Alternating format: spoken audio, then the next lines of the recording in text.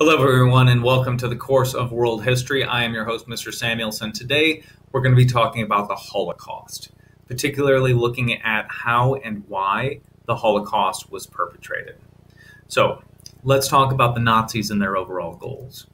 1942, the Nazis controlled Europe from the English Channel all the way over here to the outskirts of Moscow, really stretching across all of Northern Europe.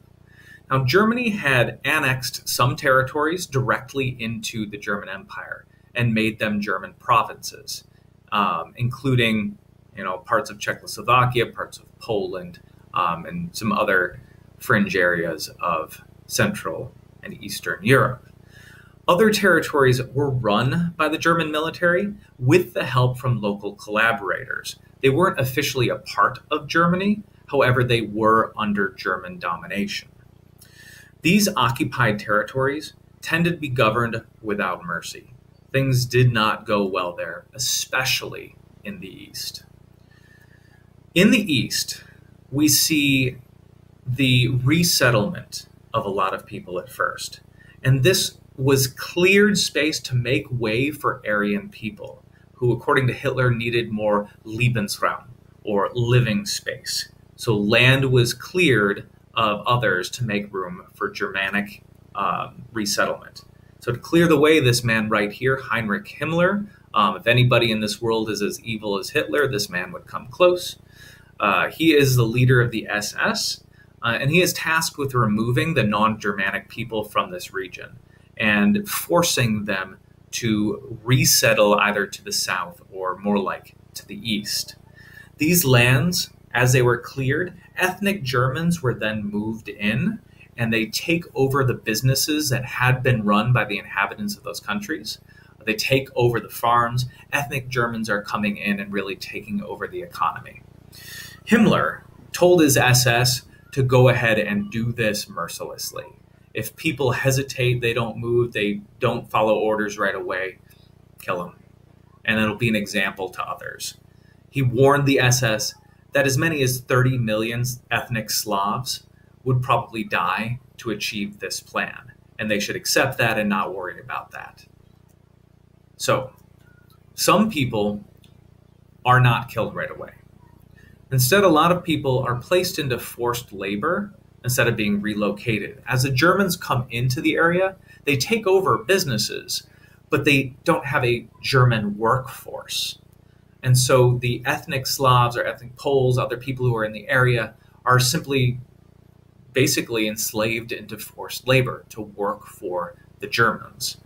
In all, about 7 million people from these captured territories were shipped back to Germany to work in German industries so that Germans could fight in the German army. And about another 7 million were forced into forced labor in the occupied territories. So about 14 million people, we say put into forced labor. This is a type of slavery. It's not like the transatlantic chattel slavery, but it is nonetheless, this is a form of forced labor slavery. All right, so the Holocaust. No part of the Nazis' New Order better highlights the brutality of this regime than the Holocaust. And we're overlooking a lot of brutal things to highlight this as the example. It is clearly the best example of the brutality of the regime, but it was brutal in a lot of other ways. When we speak about the Holocaust, we tend to be focusing on a part of the Nazi death program that focused on the deliberate attempt to exterminate Jews. Himmler and the SS closely shared Hitler's belief that Jews were the source of all German problems, and that to make sure that Germany would never be threatened in the future, the Jewish people needed to be eliminated. So it was the SS that gets charged with this. They were the ones who would enact the final solution to the Jewish problem, which was the eradication of the Jewish people. The top group in carrying this out was the Einsatzgruppen. The Einsatzgruppen was led by Reinhard Heydrich, who carries out some of the most brutal stuff of the Holocaust under Himmler's direction. After the defeat of Poland, things really kick into high gear. The Jewish people of Poland had a fairly high Jewish population. They wind up getting crowded into the ghettos of major cities. So forced into tight areas. These tight areas are walled off and guarded by the Nazis, where the Nazis simply cut off all supplies. And the plan was they can't get food. Eventually, they'll all just starve to death. This fails, however. There winds up being a thriving black market. People can get in through the sewer systems or however, still get food into the cities. And so the Jews of Polish cities wind up surviving, not thriving, and certainly many are getting sick and dying from a number of things, but they're simply not going to be eliminated through this starvation strategy. So they shift tactics, and the Einsatzgruppen begins creating death squads. And these death squads would follow behind the main army, and any city that had been captured, the Einsatzgruppen would go in, they would round up all the Jewish people, march them out of the city, and in many cases have them dig their own grave before executing them. And in some cases, they would put them into large ditches and surround those ditches with men with machine guns and just fire at will into the ditches. Brutal genocide by any measure, and yet still not as effective as the Germans wanted. The death camps become the next step.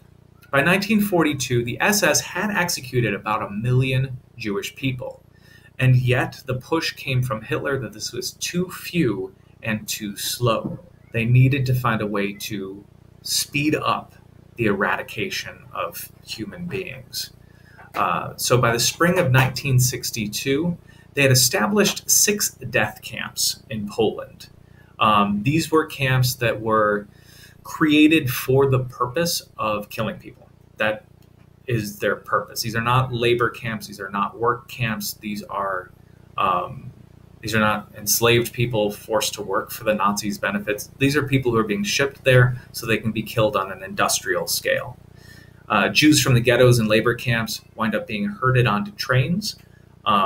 These trains are taken to the camps, and many people are simply unloaded off the train and taken directly into gas chambers. And from the gas chambers, their bodies were then burnt in these crematorium. However, the gas chambers were not big enough, the crematorium were not big enough, so many people were forced to wait in crowded barracks until it was their turn to go to the gas chamber in the crematorium. Really horrific stuff. The worst example of this was Auschwitz. Auschwitz was the largest of these death camps, and it's guesstimated that about 1.1 million people were killed at this one camp. So the total death toll. Over 6 million Jews were killed during the Holocaust, about 3 million of which were killed at those 6 death camps that I mentioned, with Auschwitz being more than a third of them. This included about 90% of German and Polish Jews. A good friend of mine, a man who I used to work with, was a survivor of the Polish camps. Large family. There were large extended family. He was the only person to make it out of the Holocaust. He survived it when he was, I think, 5 or 6, he said. His entire family lost everybody. It was devastating. The Nazis also deliberately eliminated about 9 million other people. So when we think about these death camps, we tend to focus on Jews, and Jews were certainly the primary target. But there were 9 million others who were also killed. That included just shy of 1 million Roma, or also called gypsies at times. Politicians, anybody who opposed the Nazis, found themselves being killed. Lawyers, professors, judges, anybody who might have the knowledge to organize and stand up against the Nazis, they were systematically killed. Homosexuals and the disabled, Nazis tried to eradicate from the population as well. The biggest target were political opponents, particularly communists. More than 3 million of the 9 million others were Soviet prisoners of war who were executed for being communist or being Soviets or being Slavic. Didn't matter. The Nazis were eradicating non-Germanic peoples in order to repopulate the East. And the Soviets really got targeted and hit very hard with this. So here again is that total chart. We see Polish Jews making up a huge number, and then we have other Poles, Ukrainians, and Belarusians, East Asia, clearing way for Lebensraum for the Aryans.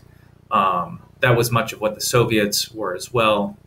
And then we have, our Jewish populations.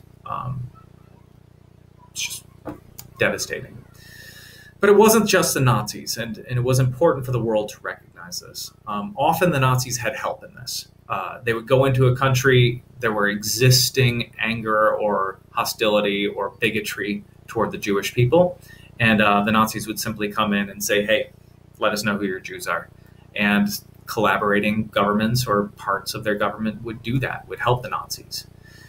Nearly every occupied land saw a large number of collaborators who would just, seek Nazi favor or try to get some sort of economic or political benefit out of helping this, and they stepped up and they helped the Nazis to murder people.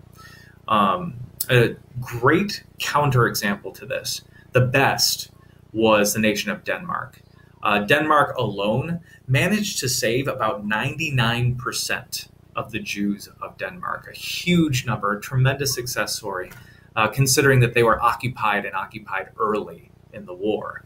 But as soon as the Nazis came in and they said, identify your Jews, let us round them up, the Danish people did the exact opposite. And they organized the mass exodus of Jewish people, helping Jewish people to flee, popping them into boats, sailing them across the Baltic Sea over to Sweden, who was always neutral in the war, and therefore the Jews in Sweden were never rounded up, were never killed. And that is where most of the Danish Jews wound up, and then were invited to come back at the end of the war. So a lone bright light in a horrific time. That is all that I've got for you today. I hope that you learned here a little bit about the Holocaust. I will see you next time. Farewell.